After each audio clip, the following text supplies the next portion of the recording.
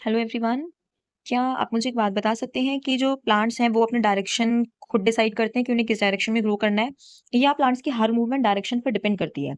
तो आज इसी के बारे में हम पढ़ने वाले हैं कि प्लांट्स किस तरह की मूवमेंट शो करते हैं, उसमें डायरेक्शन मैटर करती है या नहीं करती है। तो सेशन स्टार्ट करने से पहले मैं आपको ये बताना चाहूंगी कि डिस्क्रिप्शन बॉक्स में नोट्स की पीडीएफ का लिंक दे दिया है, तो आप वहां से जाके उसे डाउनलोड करके पढ़ सकते हैं। तो चलिए आज का टॉपिक शुरू करते हैं, ट्रॉपिक मूवमेंट यानी कि ट्रॉपिज्म के बारे में। तो ट्रॉपिज्म या ट्रॉपिक मूवमेंट क्या है? ये एक ऐसी मूवमेंट है जिसमें प्लांट स्टिमुलस को रिस्पॉन्ड करते हैं, लेकिन जिसमें डायरेक्शन मैटर करती है, यानी कि in which the direction of stimulus determine the direction of response. यानी कि जो स्टिमुलस की डायरेक्शन है वही हमको ये बताएगी कि रिस्पॉन्स किस डायरेक्शन में किया जाना चाहिए। तो इन शॉर्ट अगर हम बोले तो ट्रॉपिज्म क्या है? ट्रॉपिज्म एक डायरेक्शनल मूवमेंट होती है। ठीक है, ये आपको इंपॉर्टेंट है, ये याद रखना है। अगर देखिए, प्लांट जो है वो टुवर्ड्स द स्टिमुलस रिस्पॉन्ड करेगा तो वो फोटोट्रॉपिज्म, सॉरी, वो पॉजिटिव ट्रॉपिज्म रहेगा। और वो अगर अवे फ्रॉम स्टिमुलस करेगा तो वो नेगेटिव ट्रॉपिज्म। जैसे कि अगर ये मान लो कि आपका प्लांट यहाँ पर है, ठीक है, ये आपका प्लांट है, यहाँ पर आपका स्टिमुलस है, तो अगर इसका रिस्पॉन्ड टुवर्ड्स इसकी तरफ आएगा तो ये पॉजिटिव ट्रॉपिज्म रहेगा, लेकिन अगर ये इससे अवे करेगा तो ये इसका नेगेटिव ट्रॉपिज्म हो जाएगा। तो अब हम देखते हैं ट्रॉपिक मूवमेंट कितने टाइप की होती है। ट्रॉपिक मूवमेंट होती है 5 टाइप की। फर्स्ट है फोटोट्रॉपिज्म। फोटो का मतलब क्या होता है? लाइट। ठीक है, तो यानी कि इसमें स्टिमुलस लाइट रहेगा। नंबर 2 है जियोट्रॉपिज्म। तो जियो का मतलब होता है ग्रेविटी, तो इसमें ग्रेविटी इसका रहेगा। नेक्स्ट है कीमोट्रॉपिज्म। तो कीमोट्रॉपिज्म में जो हमारा स्टिमुलस होता है वो होता है केमिकल। नंबर 4 है हाइड्रोट्रॉपिज्म, जिसमें हाइड्रो मतलब वाटर। और नंबर 5 है थिग्मोट्रॉपिज्म, यानी कि टच।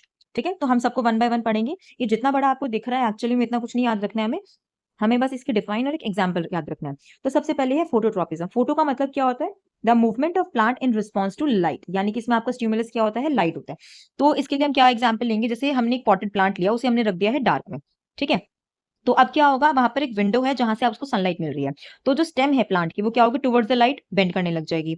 ठीक है, तो यानी कि उसको सनलाइट मिल रही है वहां से, इस वजह से उस डायरेक्शन में ग्रो कर रही है। इसको हम क्या बोलते हैं? Positive phototropism. ठीक है, एक चीज याद रखेंगे, अगर यहाँ से जो प्लांट है उसका जो रिस्पॉन्ड है अवे फ्रॉम सनलाइट होता है तो ये क्या बन जाता है? Negative phototropism. यहाँ पर एक मोस्ट इंपॉर्टेंट पॉइंट है जो आपसे एमसीक्यू या गिव रीजन टाइप में पूछा जा सकता है, कि अगर प्लांट के किसी एक हिस्से पे सनलाइट ज्यादा पड़ती है, जैसे आप एज्यूम करते हैं राइट साइड पे सनलाइट ज्यादा है, तो जो ऑक्सीजन है वो कौन सी साइड पे इकट्ठा होगा? लेफ्ट साइड पे। यानी कि हमें यहाँ से क्या पता चला? जो ऑक्सीजन है वो हमेशा सनलाइट से दूर भागते हैं। तो अगर राइट साइड पे आपके सनलाइट है, ठीक है, तो ऑक्सीजन कहाँ होंगे? ऑक्सीजन होंगे लेफ्ट साइड पे, राइट। चलिए अब हम हमारा नेक्स्ट टाइप ऑफ ट्रॉपिज्म देखते हैं, जियोट्रॉपिज्म। तो जियो वर्ड का मतलब क्या होता है? ग्रेविटी। तो इसमें हमारा स्टिमुलस क्या रहता है? ग्रेविटी रहता है। जियोट्रॉपिज्म को हम ग्रेविट्रॉपिज्म भी बोलते हैं। अब ये इसका एग्जांपल तो ऑब्वियस है, बहुत इजी है। पिक्चर देख के आई होप आप समझ ही गए होंगे। इसमें आपको दिख रहा है एक रूट सिस्टम और एक शूट सिस्टम। हमें पता है जो रूट्स हैं टुवर्ड्स ग्रेविटी रिस्पॉन्ड करती है, मतलब कि नीचे की तरफ ग्रो करती है। तो यहाँ से हमें क्या पता चला कि जो रूट्स हैं वो पॉजिटिव जियोट्रॉपिज्म शो करती है, और जो स्टेम होती है यानी कि शूट हमारी वो अपवर्ड जाती है यानी ग्रेविटी के अगेंस्ट, तो वो कौन सा ट्रॉपिज्म हमें शो करती है? Negative geotropism, right. तो अब हम देखते हैं हमारा नंबर 3, कीमोट्रॉपिज्म। कीमो वर्ड्स का मतलब क्या होता है? केमिकल। तो इसमें जो प्लांट की मूवमेंट होगी in response to chemical substance रहेगी। ठीक है, इसको हम क्या बोलते हैं? कीमोट्रॉपिज्म। अब कीमोट्रॉपिज्म का जो एग्जांपल है, ये वैसे हमारे सिलेबस के टर्म 2 में जो चैप्टर है सेक्सुअल रिप्रोडक्शन, उसके टॉपिक से है सेक्सुअल रिप्रोडक्शन इन फ्लावर। तो मैं आपको बता देती हूँ, जैसे पॉलन ट्यूब जो होती है, यानी कि ये जो पॉलन ग्रेन्स है, ये एंथर, ये स्टिग्मा, ये होता है हमारा मेल गैमेट। और जो ओव्यूल यानी कि जो आप ये आउटर स्ट्रक्चर देख रहे हैं, ये होता है हमारा फीमेल पार्ट ऑफ फ्लावर। तो क्या होता है? जब पॉलन इसके अंदर एंटर करता है, it induce by a sugary substance. यानी कि जो पॉलन ग्रेन जब ओव्यूल में एंटर कर रहे हैं तो वो एंटर क्यों कर रहे हैं? वो किसी शुगरी सब्सटेंस की वजह से, यानी केमिकल की वजह से करता है। उसके बाद ये फर्टिलाइज होकर सीड बन जाता है और फिर वहां से फ्रूट ग्रो करता है। तो ये किसका एग्जाम्पल हो गया? हमारा कीमोट्रॉपिज्म का, राइट।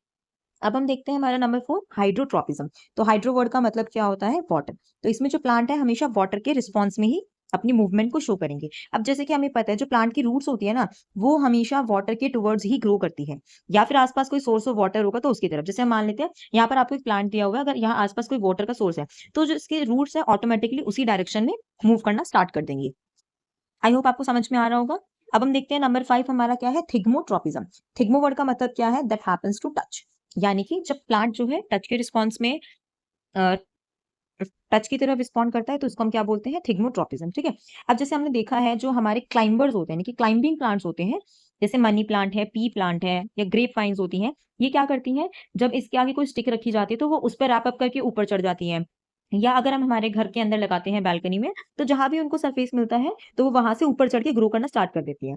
तो इसके पीछे का रीजन क्या है? जो प्लांट्स होते हैं ना, इनके ऊपर होते हैं टेंडल्स। टेंडल्स का मतलब होता है थ्रेड लाइक प्रोजेक्शंस। तो ये क्या करती हैं? जैसे इनको सरफेस मिला तो ये उसके ऊपर रैप अप करना स्टार्ट कर देती है, यानी कि दे विंड अराउंड द सपोर्ट, जहां उन्हें सपोर्ट मिलेगा उसके ऊपर वो क्या करेंगी, इस तरह से रैप अप करके चढ़ना स्टार्ट कर देंगे, क्योंकि क्लाइंबर्स की तो स्टेम भी वीक होती है जैसे कि हम जानते हैं।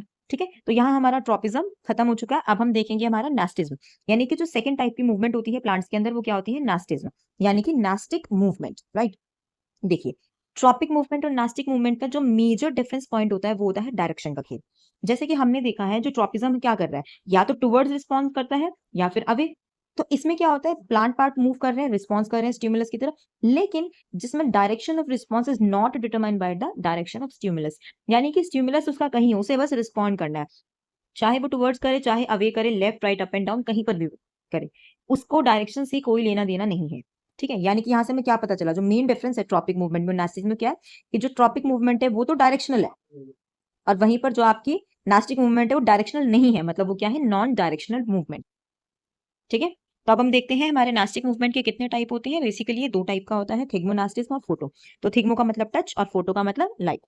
तो देखिए, थिग्मोनास्टी या थिग्मोनास्टिज्म, इसका मतलब क्या है, डिफाइन में हमें एक ही कॉमन याद रखनी है, the non directional movement of plant.